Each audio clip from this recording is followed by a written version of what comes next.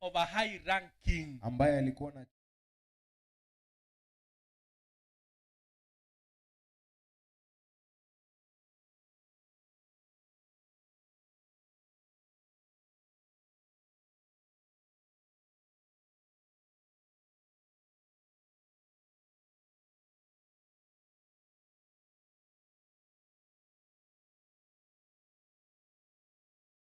kikundi hiki cha The Bible further describes him Biblia inaendelea as a kumsema devout man who feared God, kama mtu aliyejitolea ambaye alimwenzi and Mungu, not any other God, na siye Mungu yeyote, God of the Israelites. Mungu wa Waisraeli. And who is this God? Na Mungu huyo ni nani? Is Jehovah. Ni Jehova. In other words, Kwa maana kwa as much as he was a Gentile, hata kama alikuwa Gentile had other gods they were worshiping, walikuwa na miungu mingine ambayo walikuwa but wanaabudu, he abandoned all those gods. lakini aliachana na hiyo He miungu left mingine, them akaiwacha and trusted God of the na Israel. akamwamini Mungu wa Waisraeli. And that is exactly the man we shall study this morning. Na kwa hakika huyo ndiye mtu ambaye tutajifunza Number one, kumhusu this asubuhi ya man leo. worshipped the true Nambari ya and kwanza, mtu living huyu alimwabudu Mungu wa and living kweli, God. Mungu aliye hai. As much as he was a commander, Hata kama alikuwa ndiye as anatoa much as masharti, he was a anatoa man amri, of high ranking, hata kama alikuwa ni mtu mwenye cheo kikubwa, as much as he was a man of great honor by hata other kama men, alikuwa ni mtu mwenye heshima kutoka he kwa didn't wanaume count wengine, it anything, but he knew there is a God in heaven whom should be worshipped. hakuhesabu kitu chochote, bali alijua kuna Mungu mbinguni wa And kuabudiwa, he had abandoned the gods of his forefathers. na aliweza kuacha miungu ya mababu He yake, totally abandoned them. aliachana nayo kabisa. Just like Ruth. Kama vile Ruth was a Moabite. Ruth alikuwa He Moabite, abandoned the gods of his country. aliachana na miungu ya nchi He yake, worshipped the God of the Jews. akaweza kuabudu He Mungu wa worshipped the God his mother-in-law was worshipping. mama ya bwana yake, pia alikuwa anaabudu miungu hii. That is exactly who was Cornelius. Hakika tunaambua huyu ndiye aliyekuwa Of Cornelius. late I have come to learn Hivi majuzi nimesoma that most Christians, ya kwamba Wakristo wengi they have not left their traditional gods. hatujaachana na miungu yetu ya kila There are wakati. few things we do Kuna vitu vichache that tunafanya really indicate ambavyo that as vinaonyesha much as we claim to worship God of ya heaven, kwamba hata kama tunadai tunamsifu we Mungu wa also mbinguni, have not abandoned our other ila gods. bado hatujaacha miungu yetu ya Now, for kila example, wakati. those of you who have young Kwa children, mfano, kila wale ambao wako in na our watoto kids wadogo, land, we know what we call as Bibiri. katika sehemu yetu ya Kisii tunajua zile madawa ambazo Of wanawekewa. course, we bring our children to church. Hakika tunawaleta watoto wetu They kanisani, are prayed for God's protection. wanaombewa kwa ulinzi wa Mungu. But we go beyond there. Lakini tunaenda zaidi ya hapo. When you take your child to the clinic, Unapopeleka mtoto wako hospitali, what do? unafanya nini? Kubeka mole bimoga mogio. Mnaweka zile madawa, mnajua vile Wanyango che mnaweka, kanisa. na mnakuja kanisa, Mubasibeti na mabuta kete bintu kete mwege. mumewaosha na mafuta fulani na vitu fulani, mnaamini zitawachunga. Is it? Ni hivyo. Pantabane bara mugitete mechinu nyasaye getenga na chiko barenda. Watu wengine mmeweka ua katika sehemu zenu za kule nyumbani, mkiamini na miungu hiyo ndio itawachunga. Naona kera kwa simikire ndaga lango simekora mauka kitako tanga maisa mabe. Hata wakati umepanda chakula, unapanda pia mimea fulani ya kuchunga macho mabaya. Those of you are women, when you are married to your many when you are married, what do? Wanawake wengi mkiolewa mnafanya Women nini? will advise you. Wanawake wanaweza You washauri, will not fit in this home hauwezi ukaingia katika nyumba until you hii do A, B, C, D. mpaka ufanye a ba cha da.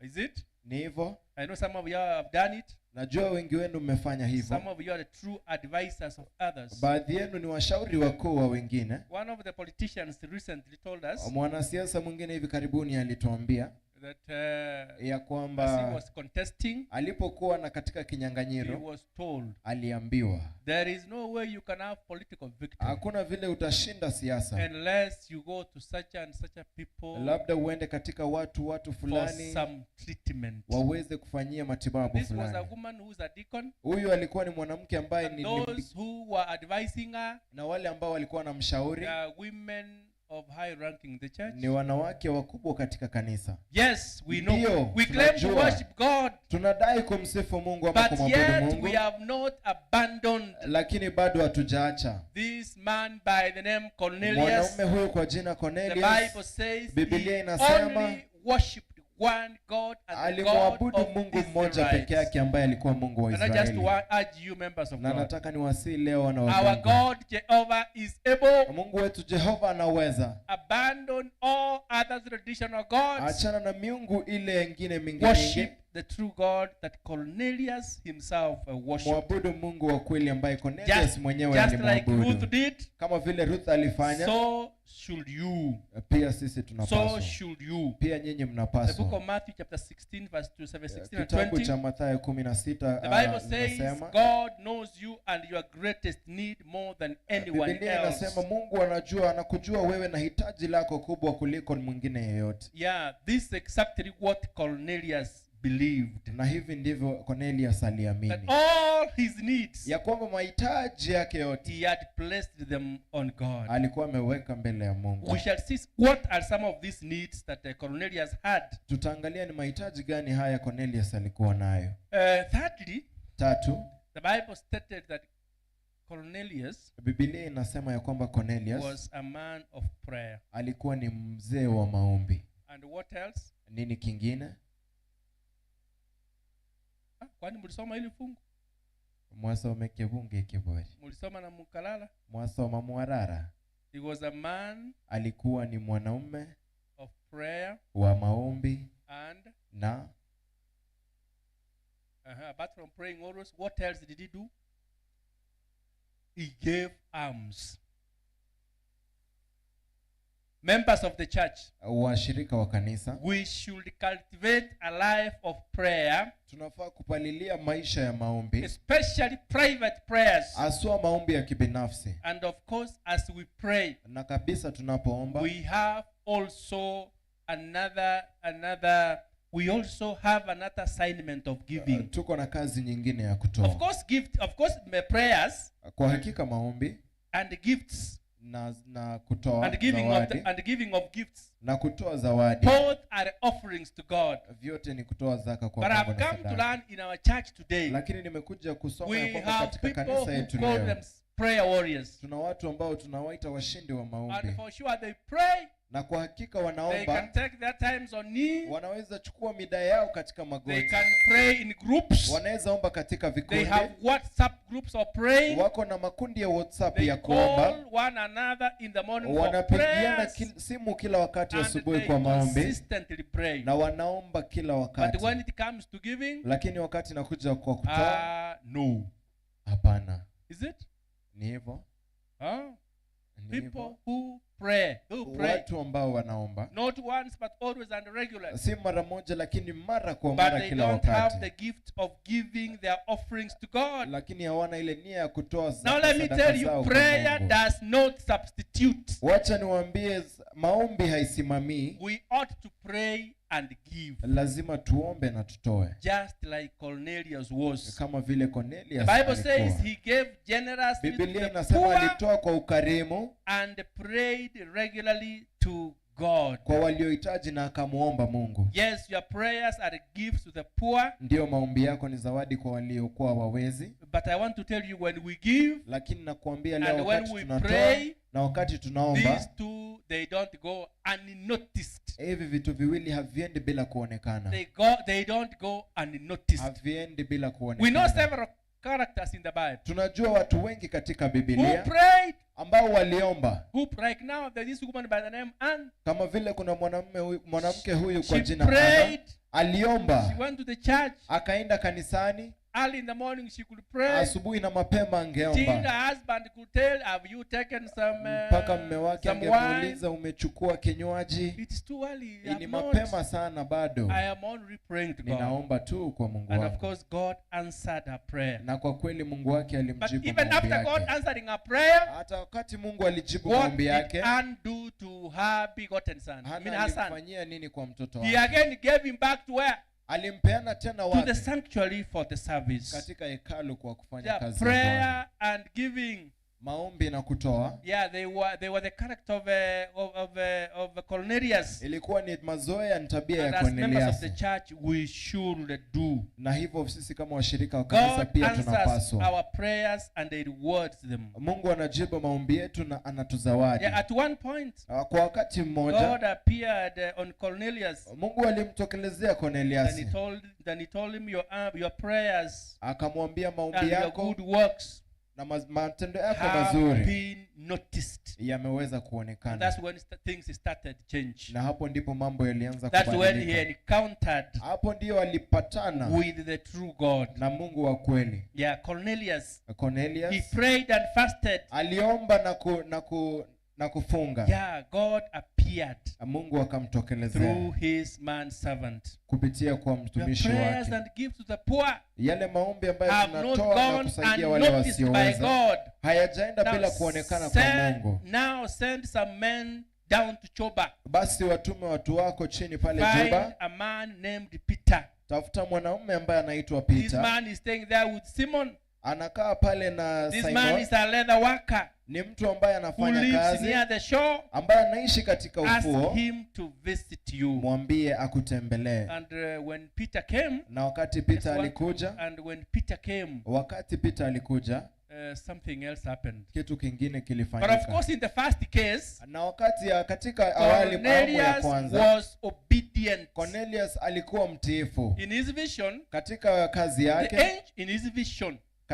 katika maono the yake. angel had told him to send men to Joppa to invite to his house Simon named Peter. Malaika alimwambia aende katika nyumba ya And Simon of Peter course, aweze that kumkalika. is what he did. Na kwa hakika hicho ndicho alikuwa. And when Peter alichofanya. came, Na wakati Peter alikuja, of course Peter was eager. Of course, he obeyed Peter. God's voice. Peter alitii This sauti is ya what he Mungu. told Peter. Hiki ndicho alichomwambia Peter. Now, therefore, Sasa hivi we are all present before God tumekuja mbele za Mungu to sisi hear wote. all the things God commanded you by Tuweze God. kusikia mambo yote ambayo Mungu No aliweza wonder when kuagiza. Peter was speaking, Ndio maana Peter the alipokuwa Holy Spirit akiongea, fell upon him Roho Mtakatifu alimshukia. and all those who had those words. Na wote ambao walisikia maneno hayo. Now listen to me, sons and daughters of God. Haya, nisikize wana na binti za Mungu. This man by the name Cornelius, Mwanaume huyu kwa jina Cornelius, at his place of work, katika sehemu yake ya they kazi, knew he worshipped God. walijua na muabudu Mungu. His family Familia yake knew that Cornelius was a true worshiper of God. ilijua ya kwamba Cornelius ni muabudu wa No Mungu wa wonder kweli. all his members of the family Ndio maana katika familia yake yote also had to worship God. iliwapasa waweze kumwabudu There is Mungu. this man in the Old Testament by the name Noah. Kuna mwanamume huyo katika Agano la Kale kwa jina As he Noa. was building the boat, Alipokuwa akijenga sanduku lile, only him ni yeye peke yake and three na watu wengine watatu of his sons na watoto wake watatu and their wives na bibi zake and the wife were saved. waliokolewa, na bibi za watoto wao waliokolewa. Was that a family or what? Ilikuwa familia manini? Only the family. Familia tu.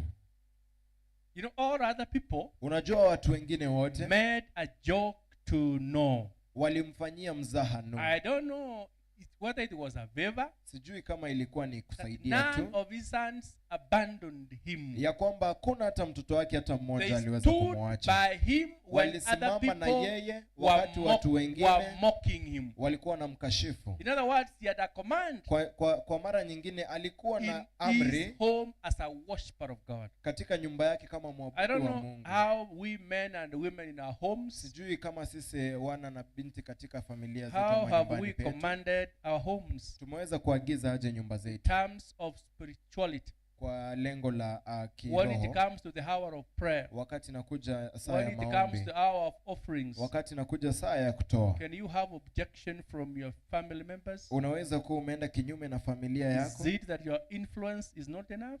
Ni kusema ya kwamba hauna nguvu ya kuagiza. What is it? Ni nini? This man heard a command Mwanaume huyu alikuwa na that agizo his wife and his children, ya kwamba bibi yake na watoto because the Bible wake. says he and his what? Biblia inasema yeye na nani? Yeye na Yeye na familia yake.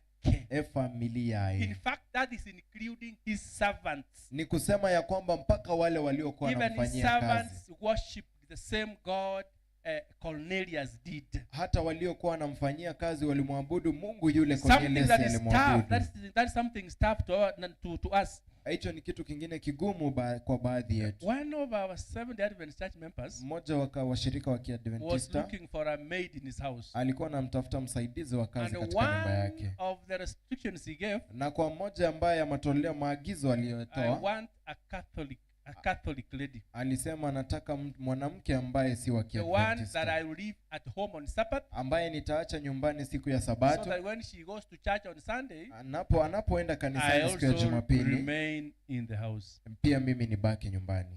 Is that what we do? Hicho ndicho Some of tunafanya. us come to place of worship. Watu wengine wetu tunakuja katika sehemu za We don't ibada, come with our servants. hatukuji na wafanyikazi Even wetu, during the hour of prayer, hata wakati saa ya we maombi don't include them. hatuwaeki pamoja We nasi. don't want them to worship the true God we worship. Hatutaki waabudu Mungu wa We kweli don't give them an tunayemwabudu, opportunity to worship God hatuwapatie in nafsi ya our houses. kumwabudu Mungu katika nyumba But zetu. Cornelius, the man of God, Lakini Cornelius mtu wa he Mungu worshipped God with all his household. alimwabudu Mungu na nyumba He yake worshipped yote. God with all his household. Alimwabudu Mungu Now, na when nyumba Peter yake came, yote. Peter alipokuja, You know what Cornelius did? unajua Cornelius alichokifanya? The Bible says Biblia he inasema, kneeled down before Peter. alipiga magoti mbele ya But Peter. Peter said, no, Lakini Peter alisema hapana, we should only honor God tunafaa kumpa Mungu heshima and peke yake not me. na sio mimi. Nowadays, Siku hizi, for those of you who watch your televisions, wale ambao mnatazama televisheni zenu, you see how people worship servants of the Lord mnaona jinsi watu wanaabudu watendakazi wa instead Mungu of worshiping God. badala ya kumwabudu I don't know Mungu. whether Cornelius was worshiping Peter or not, Sijui kama Cornelius alikuwa but the Bible anamwabudu indicates Peter, it was honor. lakini Biblia inasema But ni Peter heshima. didn't want to receive this honor. Lakini Peter He hakutaka said, kupokea this heshima hii. honor belongs to who? Alisema heshima hii inafaa kuwa ya It nani? belongs to God. Inafaa kuwa ya Mungu. No. That's what Peter said. Hicho So- ndicho Peter So alichokisema. our elders Kwa hivyo wazee wetu wa and even kanisa even as pastors, na hata sisi the wahubiri, word of God wants us neno la Mungu that linatupa you onyo servants of God ya kwamba sisi watumishi wa must Mungu be careful tunafaa tuwe makini not to receive the honor due to God, not to receive honor, tusije tukapokea heshima, because honor kwa sababu is heshima only due to God alone. inamfaa Mungu peke yake. People can do this ignorantly. Watu wengine wanaweza fanya hii bila People kutia can do makini. this because of a zealousness. Watu wanaweza fanya hii kwa sababu ya But ubinafsi, know that the honor is only for God. lakini mjue ya kwamba heshima ni ya Mungu peke Our yake. current priests, Wa our kuhani wa hivi current sasa, pastors, wahubiri wa hivi sasa, the way they wear jinsi wanavyovaa, garments of bride, wanavaa mavazi ya kiburi, garments of bride, mavazi ya kiburi, expensive garments, mavazi ambayo ni ya bei ya juu, so bei that ghali, it contributes to their honor. ndipo iweze kuchangia katika heshima yao. Garments of bride, Mavazi ya kiburi, garments of bride. mavazi ya But kiburi. God wants his servants, men and women, to be men of humility. Lakini anataka watumishi wake, Mungu anataka watumishi Just wake wawe ni like watu ambao ni Elijah, the servant wapole, of God. kama vile Elijah mtumishi wa Mungu. We elders, Sisi watumishi wa kanisa, when wazee wa people kanisa, face you, watu wanapokutazama, don't say you must greet me with honor. usiseme lazima unisalimu kwa You heshima. must approach me with respect. Usiseme lazima unikujie pia kwa heshima. No, you are a shepherd. Hapana, wewe ni And you were mchungaji. taught how shepherds behave. Na tulifunzwa jinsi They wachungaji put their wanafaa life kukaa, to the wanafaa weke maisha yao the church of God. katika kanisa ya The Mungu. church of God should not have people of pride, Kanisa ya Mungu haifai kuwa na watu ambao but wana people kiburi, who are humble. lakini watu ambao ni People wapole, who are humble. watu ambao wamenyenyekea. Now when the bell has gone, Nimesikia kengele As we kimelia. explore this man by the name Cornelius, Tunapoendelea kumtazama mwanaume we huyu kwa discovered jina that he Cornelius, was a Gentile, tunagundua ya kwamba alikuwa Mgentile, but still God used him. lakini Mungu alimtumia. God had time for him. Mungu alikuwa na muda wake. That is to say that God is no respecter of persons. Hiyo ni kusema ya kwamba Mungu habagui. He is a God of Jews, Na si Mungu wa and he is the much God of Gentiles. na ni Mungu wa watu He is the wote. God of Seventh-day Ni Adventists. Mungu wa Kiadventista He is also the God of Protestant churches. na ni Mungu wa makanisa yale Sometimes we mengine. judge. Wakati wengine We tunawahukumu, just believe that we are the true church. huwa tunaamini ya kwamba sisi ni kanisa la And kweli, that is very true. na hiyo ni kweli kabisa. We are the remnant church. Sisi ni kanisa la wale That is waliochaguliwa. true.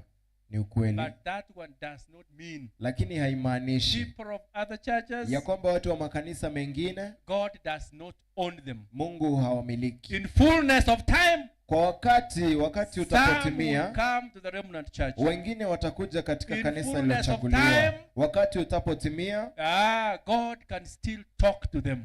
Mungu bado pia And anaweza still even wazungumzia. now, Na hata hivi he sasa still talks huwa anawaongelesha. to them. The Lord we worship Mungu is tunayemwabudu a universal ni God. Mungu wa dunia We mzima. don't own him of course, it's as much as it's yours. Hata kama ni wetu, He's also a God of others. pia ni Mungu wa wengine. That's why I said I have come to bring salvation not only to the Jews but also to the Ndio maana Gentiles. nasema sijakuja No kuleta man wokovu or kwa yeyote, woman, bali kwa kila no mtu. master or servant. Hakuna mkubwa wala We mtumishi. serve a God who is universal. Sisi wote tunamtumikia The book Mungu of ambaye 1 ni wa Timothy kila chapter 2 kila verse mahali. 4, the Bible says, Kitabu cha Timotheo ya kwanza God 2:4 Biblia desires inasema, that all men to be saved matakwa ya Mungu ni kwamba wote and come to waokolewe, the knowledge of the truth. waweze kupata kujua That ukweli. means God is no respecter of persons. Inamaanisha Mungu hawabagui Our God wowote. Jehovah is not impartial. Mungu hawabagui He wowote. is universal. Yeye ni wa kila mahali, kila mtu, dunia mzima. He's a universal Ni God. Mungu wa dunia He's a mzima. universal God. Ni Mungu wa At the dunia end mzima. of Cornelius' story, Katika hadithi ya Cornelius kule mwisho, the Bible says that he was finally baptized. Biblia inasema hatimaye alibatizwa. Does it mean that before he wasn't a Christian? Inamaanisha hapo awali hakuwa Mkristo? Is it? Ni hivyo? Was he? Alikuwa? Then how dare Peter again is baptizing? Inakuwaje tena Peter anambatiza? And yet he was accorded all those good characters. Na alikuwa amepewa sifa zile mzuri. What was it? Alikuwa nini? Oh, you should think about this. Because we are Tunafaa on Bible tufikirie study. haya What do you tena. think was it? Can I hear some comment? Sababu tunajifunza what Biblia, was wacha it? nisikie watu wanasema What aje. was it? Alikuwa nini? He was a Alikuwa man of nini? prayer. Alikuwa ni He was a mwanaume wa devout maombi. man. Alikuwa ni wa He gave kujitolea. generously. Alitoa kwa He ukarimu. prayed always. Aliomba kila wakati. His family adored God. Familia yake Again, ilimwenzi when Peter Mungu. comes again, Na wakati Peter anakuja back to the tena, deep waters for baptism, alimpeleka katika and maji kwa all his ubatizo. family. Na familia yake yote. What was it? Ilikuwa ni nini? Are you here? Tuko pamoja? Bible scholars, can I hear your observations? Wasomi wa Biblia, naomba niweze kuona yale mmejifunza. Anyway, was Cornelius baptized? Cornelius alibatizwa? Was he? Alibatizwa? Can somebody give a view? Mtu anaweza kutoa ono lake. Bible scholars, Wafunzi wa Biblia. you know, our Muslims, Mnajua Waislamu they have gone through our Bible. wamepitia Biblia If yetu. they challenge you, Wanapokuletea what they jaribu, call muhadhara, kile ambacho wanaita mhadhara, what do you think you'll answer? unafikiria utajibu nini? What is it? Can somebody come up? Mtu mmoja ajitolee. Have you got the question? Mmepata swali? Cornelius was finally baptized. Cornelius hatimaye alibatizwa. But yet, Lakini bado is it that before he had not been baptized? ilikuwa ya kwamba hapo awali hajabatizwa?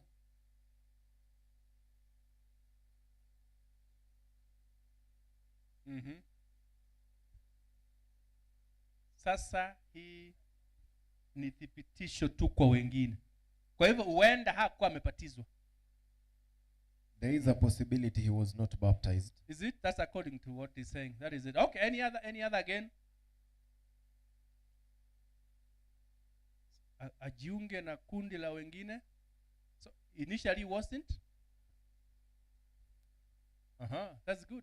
Think about it.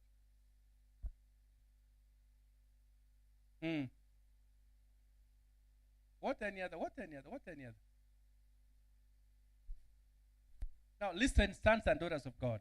Ayasikiza wana na binti za When Mungu. Peter came, Peter alipokuja, he expounded scriptures. aliweza kufafanua maandishi. Cornelius was once more re-inspired of God. Cornelius aliweza kuuishwa tena na He Mungu. learned new doctrines on Peter's teaching. Aliweza kupata mafunzo mapya katika mafunzo ya Now he Peter. wanted once more to make it public. Alitaka tena iweze kuonekana wazi. He wanted again once more to confirm Alitaka kuhakikisha that he has renounced his past way of living. ya kwamba ameachana na njia He zake has za now kitambo za once more kuishi. recultivated his spirituality. Ameweza kupalilia tena maisha yake ya kiroho. And that's why time and time again, sons and daughters of God, Na ndio maana kila mara we wana ought na to binti be za Mungu baptized by the Spirit of God. tunafaa kubatizwa na Not roho ya Mungu. necessarily by the deep waters of water. Sio kwa hakika We ile ought njia ya to maji. renew our spirit now and Tunafaa kuisha again. roho yetu mara kwa mara. It is never enough. Haijawahi tosha. Every time and again. Kila wakati When mara the kwa word mara. of God is reported to us, Wakati neno la Mungu yes, linaelezewa you kwetu, feel for sure I am a sinner. unahisi ya kwamba kwa kweli mimi ni mtenda You feel dhambi. for sure it's not enough. Unahisi ya kwamba haitoshi. Lord, give me a new heart. Mungu nipe roho Lord, mpya. give me new strength. Mungu nipe nguvu mpya, Because we are weak. kwa sababu And we need sisi ni His wanyonge. power to be renewed Na tunahitaji nguvu zake on tuweze our kuishwa lives katika day maisha yetu in, day out. kila siku. That's why even tomorrow Ndio maana we hata shall still kesho have baptism. tutakuwa na Because ubatizo. there are people still in the church Kwa sababu kuna watu bado kanisani who want to renounce ambao wanataka kuweka their wazi. sins publicly. Wanataka kuweka kusafishwa as dhambi members of zao the church, waziwazi. Na We sisi kama need washirika wa this kanisa re-baptism time and again. tunafanya batizo hili kila wakati May mara God kwa bless the mara. reading this morning. Mungu aweze kubariki somo asubuhi ya leo. Thank you, our God in heaven. Thank you because of your word that abides in your spirit. When it was a man who had known you, he was strengthened and made a choice again to be baptized. And thank you because you gave him a special influence, because he had a command even people of his own house. Lord, may you give each one of us this command, that as we worship you, we also worship you with all our household. Thank you because of the gift of prayer. Lord, may you recultivate it once more in our spirits, so that we are men and women of prayer who seek you both morning and evenings. Above all, Lord, may we give gifts to those who are poor and gifts to your house, because both of them are methods of worship. Thank you because of this morning, and for the whole day, Lord, we pray that you continue to talk to us, for we pray in Jesus' name. Amen.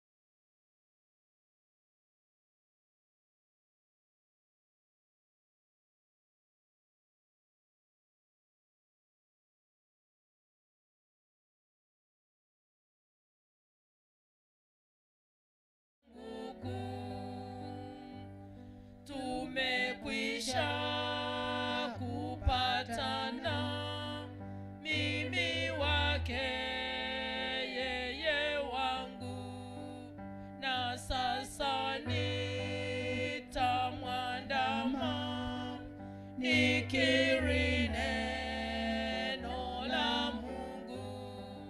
Sikukuu, sikukuu ya kuoshwa dhambi zangu, kukesha na kuomba tu, unaniongoza miguu. Sikukuu, sikukuu ya kuoshwa dhambi zangu, tulia kwa Bwana, kiini cha raha yako. Huna njia mbili tena, uwe naye yote ndako. Sikukuu, sikukuu ya kuoshwa dhambi zangu, ukesha na kuomba tu, ananiongoza miguu. Sikukuu, sikukuu ya kuoshwa dhambi zangu.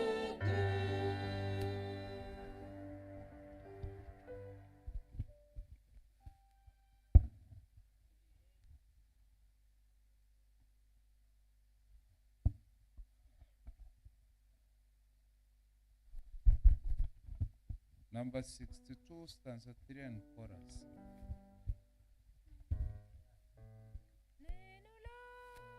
Inaimba mapenzi, mapenzi. Mapenzi yake Mungu, tende. Mapenzi yake mwimbaji yanafunuliwa humo, hazina kuu ya hekima, utajiri wa ajabu umo ndani ya kitabu. Sura ya Yesu naona, karatasi zimekuwa wayo zake za Mwokozi. Tuombe. Our dear and loving Father, we want to thank you once again because you are faithful. Now as we are going to learn from your man servant, Lord in heaven, may you fill him with the Spirit from heaven, that all that you will teach us may it be of glory unto thy name. Be with us true, for we pray in Jesus' name. Amen. Wangapi tunamkaribisha mnenaji wa vitabu? Thank you.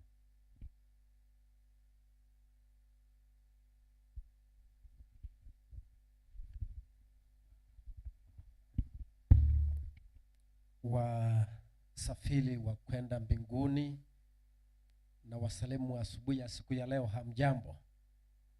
Hamjambo tena. Tumekaribia kufika tamadhi ya makambi ya mwaka huu wa 2023 na tunamshukuru Mungu kwa kuwa ametembea nasi tangu tulipoanza safari hii siku ya Jumatatu. Tumefika wakati mwingine, wakati wa kuleta himizo juu ya vitabu, na mnenaji ambaye ametoka hapa mbele amesema kwamba sisi wa Adventista, sifa tu moja ambayo tumekuwa nayo tangu hapo mwanzo ni kwamba sisi ni watu wa kufanya nini? Watu wa kufanya nini? Watu wa kusoma na wala si watu wa kusomewa. na imekuwa very unfortunate kwamba the very foundations that we were laid on, we are deviating from them, kwamba siku hizi hatutaki kusoma na wala hatusomi, wala tunataka tuambiwe. Ikiwa tunataka kusimama imara na kumshinda yule mwovu Shetani pamoja na mitego yake, sharti turudi katika misingi ya hili kanisa, na misingi ya hili kanisa ni kanisa ambalo limekita mizizi yake katika usomaji wa vitabu. Kabla hatujaleta vitabu, hebu nisome kitabu cha Wafalme wa Kwanza. Wafalme wa Kwanza sura yake ya 17. Mtu anzie kusoma mstari wake wa 9 hadi afike 16. 9 hadi 16, Wafalme wa Kwanza. First Kings chapter number 17, and we will read from verse number 9 up to verse number 16.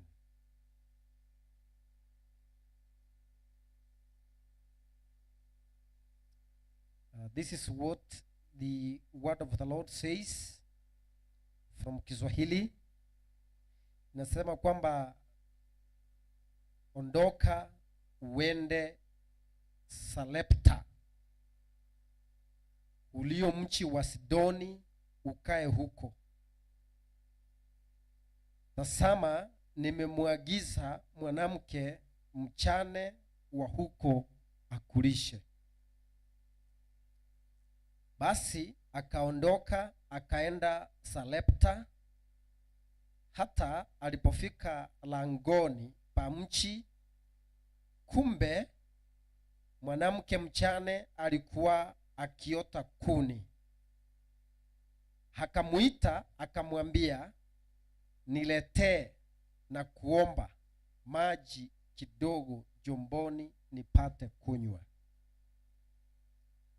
Alipokuwa akienda kuleta, akamwambia akasema, niletee na kuomba kipande cha mkate mkononi mwako. Naye akasema, kama Bwana Mungu wako aisivyo, sina mkate ila konzi ya unga katika pipa na mafuta kidogo katika chupa, nami ninaokota kuni 2 ili niingie nijipikie nafsi yangu na mwanangu, tuhule. Tufanye nini? Tufanye nini? Tungoje tufe. Eliya akamwambia, sasa hapo ndio nataka na utilie mkaso. Eliya akamwambia, usiogope. Eliya akamwambia, enenda ukafanye kama ulivyosema, lakini unifanyie kwanza mkate mdogo ukaniletee, kisha uchifanyie nafsi yako na mwanao. Verse 14, kwa kuwa Bwana Mungu wa Israel asema hivi, lile pipa la unga alitapunguka, wala lile chupa ya mafuta haitaisha, hata siku ile Bwana atakapoleta mvua juu ya nchi. 15, basi akaenda akafanya kama alivyosema Eliya, na yeye mwenyewe na Eliya na nyumba yake wakara siku nyingi. Bwana asifiwe. Bwana asifiwe. Wapendwa, hiki ni kisa ambacho tunakielewa sana, kwamba mtumishi wa Mungu Eliya alimtangazia mfalme wa enzi hizo Ahab kwamba kwa sababu umetenda kinyume na mapenzi yake Mwenyezi Mungu, basi Mungu amesema kwamba haitanyea mvua katika nchi kwa muda wa miaka mingapi? Miaka mingapi? 3.5. Na neno la Mungu likacha kutimia kwamba mvua haikunyea kweli. Lakini wakati kichito kinapokuwa karibu kama kuleta maji, neno la Mungu likamjia Eliya likamwambia kwamba ondoka sasa hapa, nenda mpaka mji wa Sarepta. Basi mimi mwenyewe Mungu nimemuandaa mwanamke mchane pale. Mwanamke mjane ndiye atakuwa atakulisha hadi siku ile mvua itakaponyesha. Na Elijah akatii neno la Mungu akaondoka. Unaposoma fungu hilo ukifika pale inasema kwamba Elijah alipoondoka na kufika katika mlango wa kuingia katika mji wa Sarepta, kumbe neno la Mungu ni la kweli kwamba alimuandaa nani? Alimuandaa mwanamke mchane. Basi Elijah alipofika katika mlango huo akamkuta mwanamke mchane, na neno la Mungu likatimia, naye akamwambia kwamba mwanamke mchane, nenda ukaniletee maji kwa chupa ninywe, kwa sababu ni kiangazi, si kiu ni lazima iwe huko. Sasa mwanamke anapoondoka, Elijah anarudia neno lingine kutoka nyuma ambalo alikuleta maana sana kwa huyu mwanamke. Anamwambia kwamba unapoenda kuniletea maji, uniletee na mkate kidogo, nifanye nini? Nile.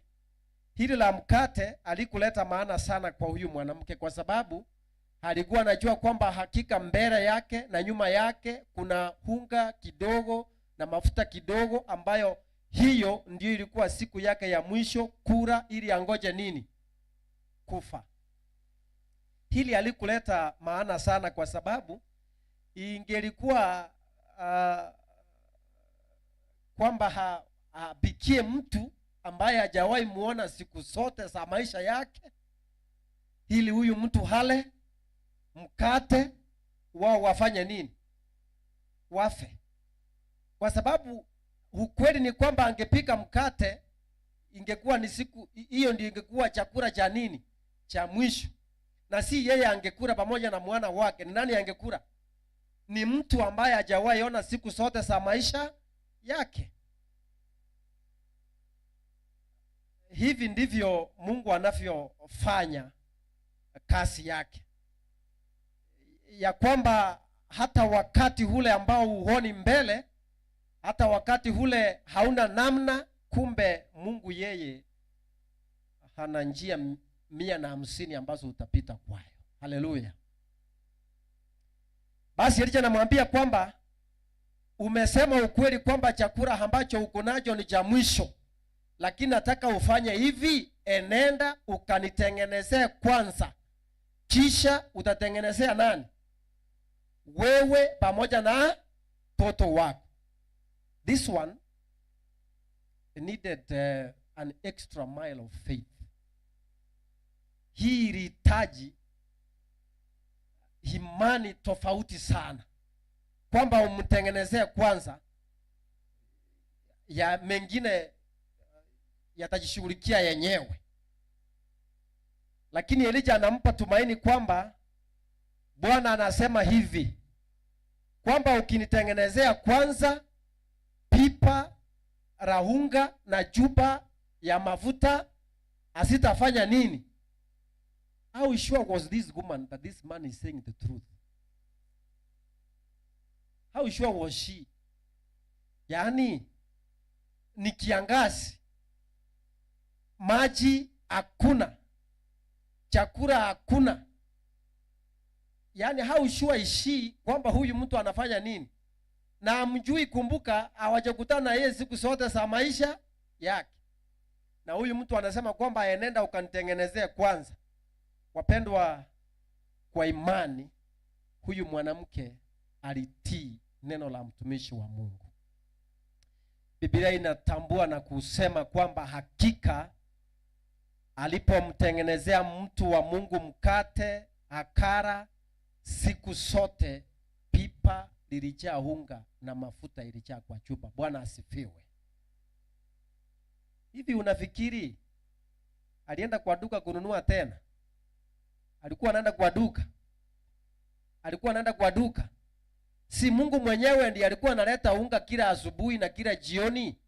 Si Mungu mwenyewe ndiye alikuwa analeta mafuta kila asubuhi na kila jioni? Na si watu wengi walikufa kwa sababu ya kiangazi? Lakini yeye kwa imani tu kwa neno hilo la mtumishi wa Mungu kwamba usiogope, don't fear, fear not, usiogope. Wapendwa, kutoka ndani yangu, deep down from my conscience, ninachua na nina uhakika kwamba wengi wenu hamjaenda kwa meza ya vitabu kwa sababu fedha zile ambazo mko nazo, mko na mipango yenu mbele yenu. Nina uhakika kwamba hamjaenda kwa ile meza ya vitabu kwa sababu fedha zile ambazo mko nazo mumesipangia siku zijazo. Lakini neno la Mungu nataka niwape jioni ya leo ni kwamba asubuhi ya leo ni kwamba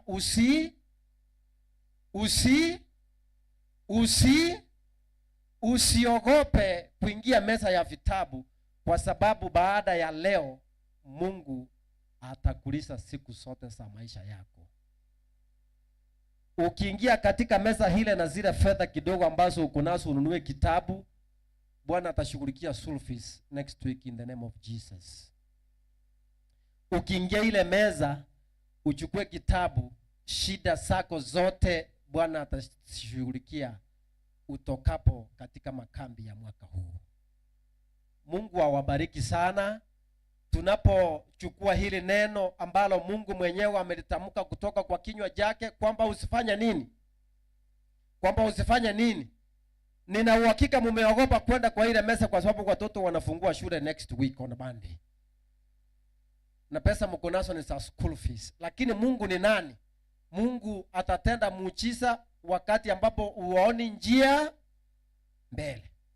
Nataka kuleta vitabu ambazo niko nazo hapa mbele, lakini kabla sijaleta vitabu kuna mchukuu wangu hapa anataka kuwatangazia kitu hili nami nilete vitabu. Thank you so much. Amenita mchukuu. Thank you so much, Sokoro. Huyu tulisoma na yeye, we grew together. We come from the same church. Kitu tu peke yake alikuwa amenishinda ni darasa moja, alikuwa mbele yangu. Sawa. Happy Sabbath. Happy day. Mko na furaha na makambi? Hapa Millenium ya mole. Say hi. Ebu smile kidogo. Mbale ngamo manyeti. Ni wangapi ambao mnanijua? Ni wangapi? Oh, Mochere. Thank you so much. Kwa wale amunijui, mmesikia ni Mochere. Ninashiriki kanisa la Jogo ambaro ni sister church to this church. ni Mata Church. Wakubwa wakiniambia na heshimu. Ni Mata Church to this church. Nimekuja hapa kuwapea tangazo kidogo kuhusu mambo ya afya ambayo apart from kushughulikiwa katika mambo ya kiroho, pia tunawashughulikia katika afya ya kimwili, si ndivyo? Mmeona timu ya madaktari wakiwa hapa tangu juzi kutoka mahospitali mbalimbali. Na jana nilikuwa hapa. Mimi ni daktari ambaye anashughulikia macho ninakuwa katika hospitali ya Springfield Medical and Vision yenye iko hapa town, Imperial Building. Building is just opposite St. Jude Building. That is where I'm working. So nikaonelea jana nilikuwa nanyi hapa, kuna wale ambao niliona lakini wengine hawakupata time ya kuja tuweze kuwaona. Kwa hivyo niko hapa leo kuona wale ambao sikushughulikia, ila tu nataka nichukue dakika 3 tu niwaambie kuhusu macho. Kitu cha kwanza, macho iko na functions 3. Moja ni kuona, 2 kuongeza sura kwa mwili, 3 inaongeza comfort. Sasa hivyo nimemaliza. Kama macho hayawezi kufikia hizo functions 3, tunasema iko na disorder or a disease. Sawa? So macho itaweza kuwa na disorder ama ikuwe na ugonjwa. So wakati tunaongea kuhusu macho, kwa lugha ile yetu ya udaktari tunasema ocular disorders and diseases. So kuna yale magonjwa ambayo si magonjwa lakini yataweza athiri kuona vile unaonekana maumbile, pia yataweza leta discomfort. Sawa? Si ugonjwa lakini itaweza fanya macho isione.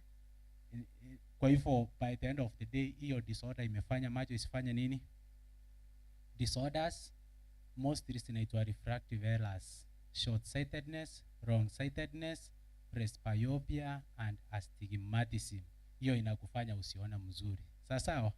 Hizo lugha nikiwaongereza ni mambo mingi ambayo tutakayojadiliana. Hizo disorders kuna njia ambayo tunasishughulikia mpaka macho inafanya nini? Inaona. One of them tutaweza kupea miwani, number 2 tutaweza kufanyia surgery, number 3 tutaweza fanya ile kitu tunaita orthoptic treatment. Yaani unapata uko na squint, hiyo squint haihitaji surgery. Kuna njia ile yenye nitafanya mpaka hiyo squint ifanye nini? Itoke. Pia kuna macho inakuwa na magonjwa mbalimbali. Magonjwa ya macho huanza tangu utotoni mpaka wakati unapokuwa mzee. Lakini kwa utoto mambo na magonjwa ya macho ni ile mtoto atazaliwa maybe ako na infection kwa macho, unapewa dawa, akizaliwa ataweza toa infection kwa sehemu ya uke wakati unapozaa, ama ataweza kuwa na another congenital, ile shida yenye umemzaa nayo. Mtoto akifika miezi 7 mpaka 14 ndio unajua kama mtoto ako short sighted or wrong sightedness. So short sighted, wrong sightedness, astigmatism, hiyo ni kutoona mbali in symbol language. Hiyo unajua, hapo ndio mtoto anajua. Kufika kuanzia miaka 18 mpaka 40, hapa katikati maybe ni kaugonjwa kidogo kataweza kuwa kwa macho, kaugonjwa ka infection, ama kama ulikuwa short sighted. Lakini ukifika miaka 40 kwenda juu, maisha pia huanza na macho. Hapo ndio shida mingi ya macho inakuwa. Unaanza kushindwa kusoma Biblia, ukiwa na sukari ina affect macho, na kuna vitu zingine. Kwa hivyo nimewaletea tangazo hili mkuche muonekane. Ninataka kumalizia kwa sababu nilipewa dakika 5. Ninataka kuwamalizia kuambia kisa ambacho nimeshuhudia. Nilienda makambi kama hii, nikafanya screening, nikapata mtoto wa 7 years. Nilipompata, macho moja haikuwa inaona na ingine ilikuwa inaona. Kwangu mimi nikikuona hivi, mtoto alikuwa na allergies, nikampea dawa ya allergies. Nikamwambia after 2 weeks ukuje tufanye review huko kwa hospitali. Mtoto alipofika kuangalia macho, nikagundua macho moja ifanye nini? Haioni. So kufanya uchunguzi sasa, umepata unaona macho moja, unajiuliza ni nini haioni. Kuangalia mzuri, nikarealize kuna kitu ingine inasukuma ile mizizi optic nerve huko nyuma, ndio inafanya mtoto asione nini. Most likely it can be a developing tumor or another problem, neurological problem. Kwa wale ambao wanaelewa mambo ya mizizi ama mishipa, tunaita mizizi ama mishipa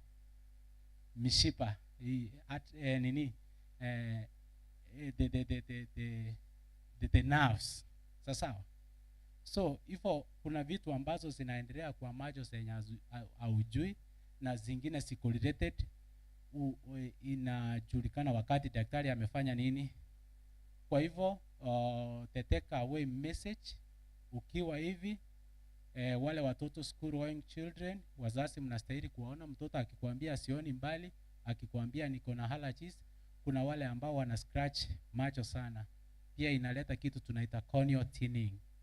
Ile cornea ikitin inasukuma kutoka ndani inakafu hapa mbele, ina develop condition tunaita keratoconus. Unaenda unaambiwa mtoto anahitaji corneal transplant. Corneal transplant in Kenya costs 250,000 per eye. 250,000 K per eye kufanya hiyo.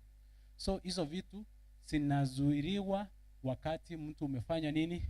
Umefanyiwa uchunguzi. So regular eye test for school going children is necessary.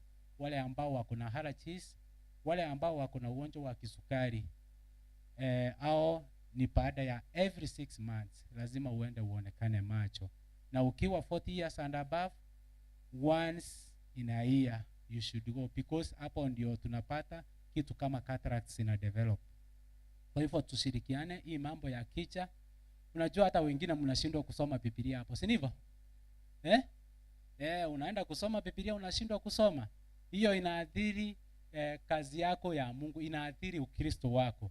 Kwa hivyo tusipokuwa hapa, tusipokuja tuwatembelee hivi, pia Ukristo unarudi nyuma.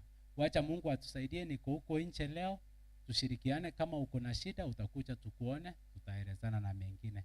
Thank you and may God bless you. If we will get time, another time we'll talk more. Bwana asifiwe. Nadhani kwamba hizo dakika amechukua asita ni dhuru sana, kwa sababu nanyi mmefanya nini? Mmefaidika, si ndio? Sasa mbele yangu kuna vitabu aina mbalimbali. Nataka nichukue dakika 5 nisungumzie vitabu ili tuende huko. Kuna kitabu kinaitwa Ufunuo wa Mambo Yajayo. Kitabu hiki ni translation ya Kiswahili kutoka kwa Kisungu. Kitabu kinaitwa The Revelation of Things to Come. Ni kitabu cha unabii. Na wale ambao wakisoma Kisungu hawaelewi The Revelation of Things to Come vizuri, tuko na hiki kitabu kwa lugha ya Kiswahili katika ile meza, kitabu cha unabii. Kuna kitabu cha ndoa. Shetani anajua kwamba hili kanisa liwe na amani na upendo. Hiyo lazima ianzie kutoka nyumbani. Kwa hivyo shetani lengo lake kuu ni kuona kwamba ndoa zetu zimetiwa mashaka, zimetiwa vitu ambavyo vinayuma kila siku. Hili ndoa zikiharibika na kanisa imefanya nini? Imeharibika. Kwa hivyo kuna vitabu 2 hapa za ndoa. Kimoja kinaitwa Misingi inayodumisha ndoa, na kingine kinaitwa Kliniki ya Ndoa. Ndoa zetu zinahitaji kwenda hospitali, ndoa zetu zinahitaji kliniki ili ziweze kupata tiba, ili kanisa letu liweze kuwa na hali nzuri. Kuna kimoja kinaitwa Happy Couples, pia ni jandoa. Wanandoa na wasi kwamba msitoke hapa kabla mjachukua vitabu hivi ambavyo ni vitabu ambavyo vitawaelekeza vyema katika ndoa zetu. Kitabu kinaitwa Prophecy Explained. Nilizungumza kuhusu kwayo jana kwamba hiki ni kitabu ambacho kinaleta unabii kwa njia ambayo ni tofauti sana. Kitabu hiki kimeandikwa na mchungaji Francis Njau, na ameandika unabii kwa njia ya swali na jibu. Swali na jibu. Unajua wengine wanasema kwamba unabii haueleweki, lakini sasa Francis Njau ameleta njia mufti na mwafaka ya kusoma unabii. Ule unabii ambao hauelewi, ambao ni shida kwako kuelewa, umeletwa kwa njia rahisi, kwamba yeye anazungumzia unabii kwa njia ya swali na jibu lake. Maswali yote ya unabii yameulizwa hapa na kujibiwa pia hapa ndani ya hiki kitabu. Tukipata hiki kitabu, kama uko na hii kitabu, na wazii kwa jina lake Mwenyezi Mungu, kama wewe uko na hii kitabu, you can buy it for your friend and you donate it to your friend, and in heaven when you shall be there, Daniel chapter 12 inasema kwamba kutakuwa na nyota juu ya taji zetu. Wewe utakuwa na nyota ngapi mbinguni usiponunua kitabu? You donate it to your friends. Sabato iliyosaulika, pumziko lililosaulika ni the forgotten rest, nayo inazungumzia juu ya sabato tangu uhumbaji, sabato kabla ya dhambi, sabato baada ya dhambi, sabato kabla ya gharika na baada ya gharika, na sabato mpaka wakati huu. Mwandishi ni mmoja, ni Pastor Francis Njau. Njau is an Adventist theologian. Njia ya ubonyaji, nimezungumzia hiki kitabu tangu nilipoingia hapa. Hebu chukua kitabu hiki nawe utapata falijiko jinsi ambavyo Mungu anahitaji uweze kufanya simple medical remedies in our houses, yani tiba katika nyumba zetu kabla hujafikia daktari. Njia ya uponyaji ya Mungu. Haki kwa imani. Je, tunaokolewa kwa sheria ama tunaokolewa kwa imani?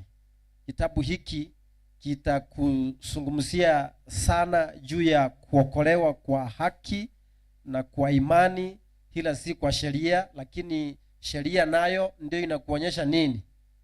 Dhambi. Kwa hivyo sheria na haki zinaenda moja kwa moja. Sijui kama kanisa hili la Millenium na Carry Peace lina vijana. Sijui kwa sababu sijaona vijana kwa meza. Ni kama hili kanisa halina vijana. Lakini kuna kitabu kizuri sana hapa kwa vijana wale ambao wamebare. Wale pastor alisema saa jana aliwaona hapo akiwatazama, naona chinda ruchi nene na masia jirara, lakini baada ya korendo gig baada ya konyoma na konyomo. To have and to hold. To have and to hold.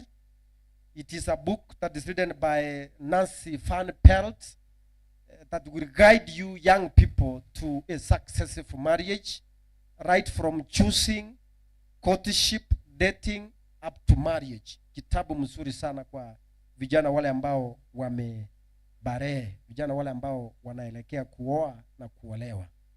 Sasa hebu niulize kwa unyenyekevu sana, tusimame kwa hili neno kwamba usiogope. Bwana Mungu amefanya nini? Amesema tusiogope. Tusimame zote. Leo ni siku ya mwisho ya vitabu katika makambi haya.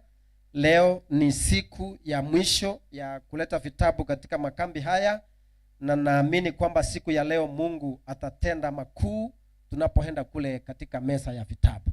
Sasa hebu niulize kwa unyenyekevu zote, kwa sababu leo ni siku ya mwisho. I don't need to pester or tell you something good so that you can move closer to that table. Kindly, naomba kwa niaba ya mbinguni tusonge katika meza ya vitabu. Siombi kwa sababu nitaomba baadaye. Tusonge kwa meza ya vitabu. Kule kwa meza ya vitabu kuna vitabu haina mingi kule kwa meza ya vitabu. Vijana, kindly chukua hii kitabu vijana, To Have and to Hold. Ni kitabu yenu, enda kule kwa meza utakiona, To Have and to Hold. Tusonge hivi sasa. Tuende hivi kwa meza ya vitabu. Unajua ubaya wa Adventista, kama kuna watu ambao ni wagumu kuelewa ni Waadventista. Waadventista ndio wagumu sana kuwaelewa. Ukisema tuende wanakaa, ukisema tukae wanasimama na wanatembea. Hao ndio Waadventista wagumu sana. Tusimame tuende kwa meza ya vitabu. Tusimame tuende kwa meza ya vitabu kwa jina lake Yesu. Usiogope, kwa sababu Mungu yeye mwenyewe ndiye amesema usifanye nini? Usiogope. Kindly move. Tuko na vitabu za watoto katika meza hile. Moja ya kitabu cha watoto ambacho sijareta hapa kwa siku sasa kinaitwa Story Time in Africa. Ni kitabu ambacho kiko volume 5. Ndani ya hicho kitabu ni vitabu 5, vitabu ambavyo vina hadithi mbalimbali, hadithi ambazo ni za kufunza watoto wetu juu ya values and virtues in their lives. Story moja ina fungu lake juu na inapewa story jini yake, na hatimaye inatoa ni nini ambacho mtoto atajifunza kutoka kwa hiyo story. Waadventista wa Sabato hamjambo. Mimi sijasema watu wasalimiane, nimesema watu waende kwa meza ya vitabu, na sijasema watu wakae, nimesema watu waende kwa meza ya vitabu. Bwana asifiwe. Bwana asifiwe. Unajua hivi ndio hivi itakuwa hata kwenda mbinguni. Tutasema Mungu anakuja, wewe unafikiri Mungu amepakiza siku ya kukuja, na Mungu atakuja apate wewe you are not ready. Tuende kwa meza ya vitabu. Tuende kwa meza ya vitabu. Angalau uchukua kitabu hata kimoja kutoka kwa meza ya vitabu.